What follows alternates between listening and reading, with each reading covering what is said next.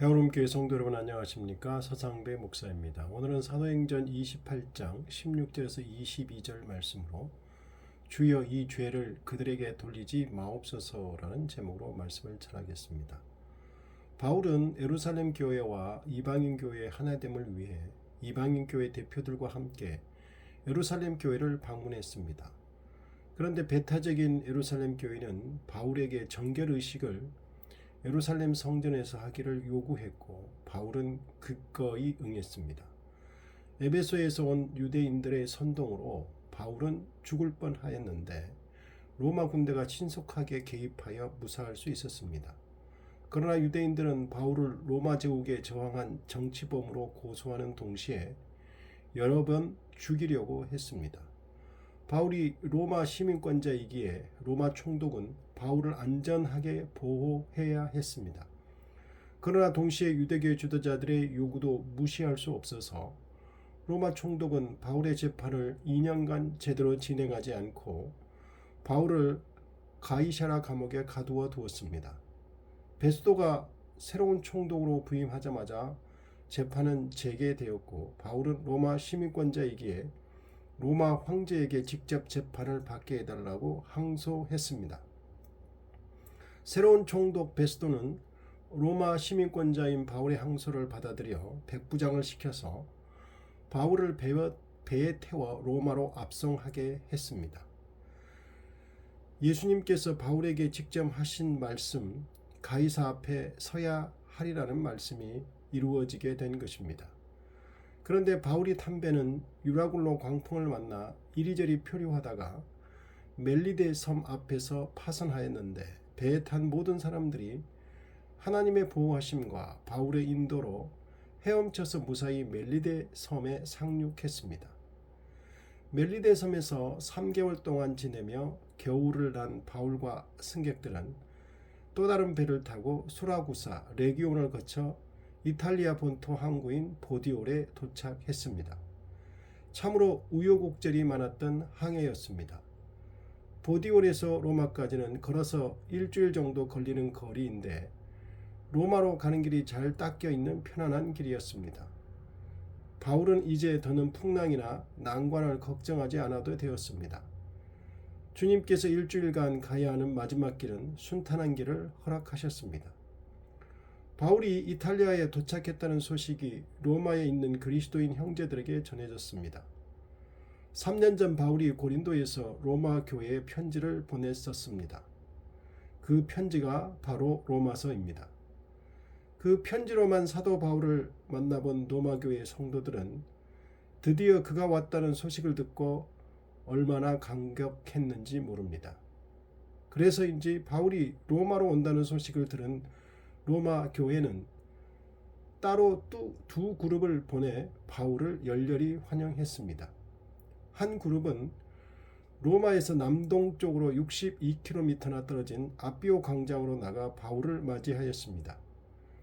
여기서 맞이한다는 말은 어떤 도시의 대표단이나 왕이나 장군을 맞이할 때 쓰는 단어로 로마의 성도들이 바울을 하나님의 위대한 사도로서 얼마나 뜨겁게 환영했는지 상상할 수 있는 말입니다.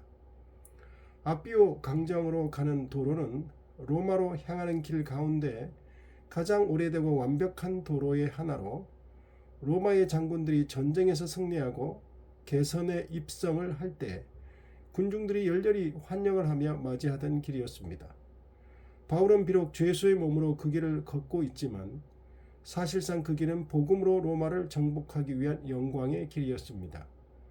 또 다른 그룹은 50km 떨어진 트레이스 타베르네까지 나와서 맞이했습니다. 바울은 자신을 이렇게까지 환영하며 맞이하는 로마 교회 형제들을 보고 하나님께 감사하고 담대한 마음을 얻게 되었습니다. 바울도 로마에 일찍이 와보려고 했었고 또한 주님께서도 그가 로마에서 복음을 전해야 한다는 소명과 약속을 주신 일이었던 로마에 드디어 오게 되었으니 그 기쁨과 감사가 말할 수 없었을 것이고 또한 이곳 로마에는 이미 많은 기독교인들이 있어서 그를 환영해 주었으니 마음이 든든했던 것입니다. 로마 교회 성도들을 통해 하나님께서 바울을 맞이하며 그에게 담대한 마음을 주신 것입니다. 그동안 누구보다도 복음을 위해 수고하고 애쓴 바울을 향해 하나님의 환대와 위로가 이 땅에서도 이렇게 이루어지고 있었습니다. 로마교회 성도들의 극진한 환대를 받은 바울은 로마에 입성한 후 로마 황제를 호위하는 시위대에 넘겨졌습니다. 로마 황제에게 항소하였기에 시위대에 넘겨지는 것은 당연한 일이었습니다. 군인 한 명의 감시를 받기는 했지만 감옥이 아닌 가택연금된 상태로 비교적 자유롭게 활동할 수 있었습니다. 보통은 2명의 군인이 죄인을 감시했는데 바울이 위험하지도 않고 도주할 위험도 없다는 것을 인정한 조치였습니다. 무엇보다도 바울이 고발된 죄의 명과 증거가 명확하지 않았기 때문이었을 것입니다. 바울이 연금된 집은 바울이 돈을 주고 빌린 집이었습니다. 아마도 마중 나왔던 로마교회 성도들이 집세와 생활비를 대부분 지원했을 것입니다. 그리고 사람들을 초청하여 대화할 수 있는 만큼 자유도 허용되었습니다. 바울의 로마 시민권, 총독 베스도의 긍정적인 조서, 그리고 호송 책임자였던 백부장 율리오가 항해 중 바울에 대해 경험한 대로 작성한 긍정적인 보고서 등이 작용했을 것으로 보입니다. 바울의 로마 생활은 궁궐을 지키는 시위대와 그 밖의 모든 사람들에게 단지 그리스도인이라는 이유만으로 죄 없이 감옥에 갇혀 있다는 사실이 알려졌습니다. 바울이 로마에 도착하고 3일째 되는 날에 제일 먼저 한 일은 로마에 거주하는 유대인 중 지도자급 되는 사람들을 자신이 머무는 집으로 초청하여 이야기를 하는 것이었습니다. 바울은 어디를 가든지 새로 방문한 곳에서 제일 먼저 한 일은 유대교 회당을 찾아가는 것이었습니다. 이번에는 유대인 중 지도자급 되는 사람들을 자신이 머무는 집으로 초청해 그들과 대화하며 복음을 전하려고 하였습니다.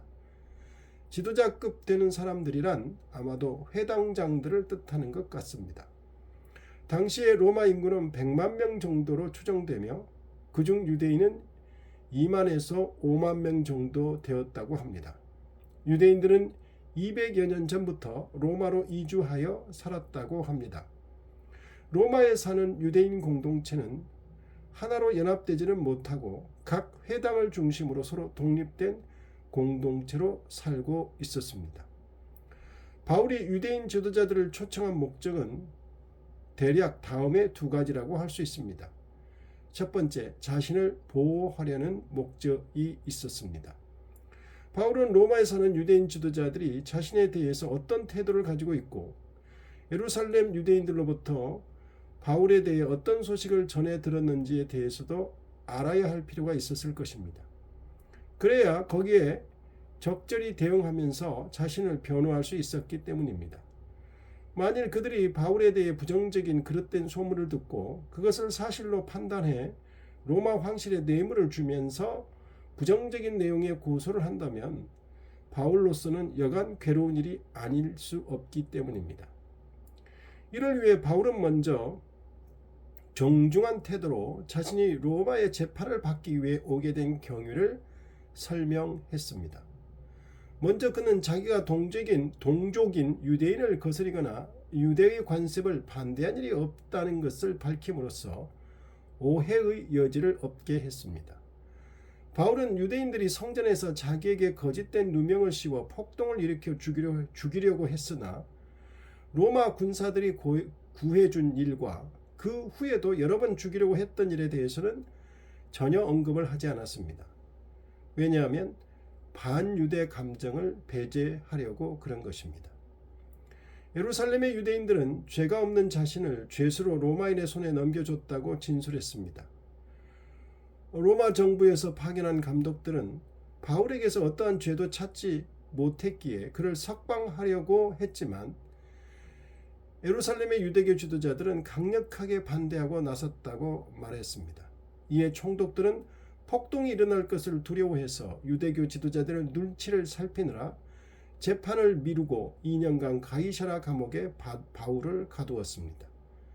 재판이 진행되는 동안에도 유대인 지도자들은 여러 번 바울을 살해하려고 하여 바울은 예루살렘에서 살해되는 것을 피하기 위해 할 수 없이 로마 황제에게 상소해서 로마로 오게 되었다고 설명하였습니다. 바울이 로마 황제에게 상소했다고 해서 무죄한 자신을 죽이려는 유대인들을 고발할 생각은 추호도 없다고 분명하게 밝혔습니다. 유대인들이 지속적으로 죽이려고 하기 때문에 불가피하게 로마 황제에게 상소하기는 했지만 자신은 조금도 동족을 미워하지 않는다고 강조합니다. 유대인들은 바울을 죽이려고 하여 그로 하여금 로마 황제에게 호소할 수밖에 없는 상황으로 몰고 갔지만 바울이 자신을 살해하려 한 동족을 고발할 의사가 없다고 한 것은 예수님께서 자신을 십자가에 못 박으라고 요구한 동족을 용서하신 사실을 연상시키고 있습니다. 누가복음 23장 34절 이에 예수께서 이르시되 아버지 저들을 사하여 주옵소서 자기들이 하는 것을 알지 못함이니이다.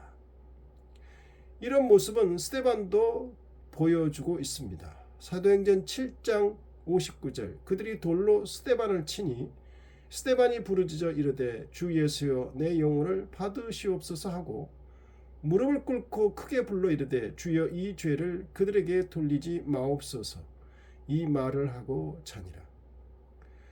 오늘날 우리들도 형제들과 가족, 타인들에게 그리스도의 이와 같은 성숙한 모습을 본받아야 합니다. 바울은 자신이 로마의 재판을 받기 위해 오게 된 경위를 이렇게 설명하므로 로마에 사는 유대인들이 그릇된 정보로 자신에 대한 오해를 하지 않게 하려고 하는 것입니다. 만약 잘못된 정보로 바울을 오해하여 부정적으로 인식한 유대인 지도자들이 로마에서도 바울을 해하려고 한다면 로마에 처음 온 바울은 매우 난처해질 것입니다. 두 번째, 바울은 자신을 변호하는 데 그치지 않고 적극적으로 복음을 증거하는 기회로 삼고자 했습니다.